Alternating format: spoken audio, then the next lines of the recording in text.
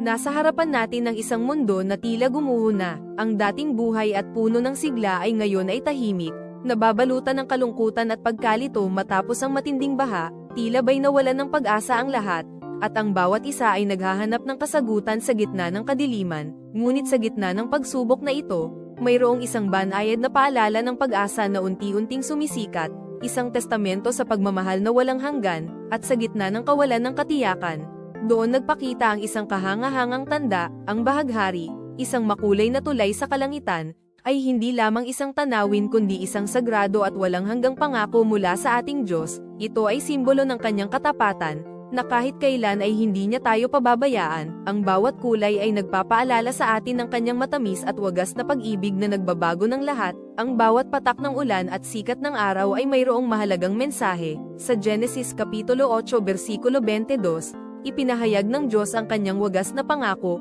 habang umiiral ang daigdig, ang panahon ng paghahasik at pag-ani, lamig at init, tag-araw at taglamig, araw at gabi ay hindi titigil.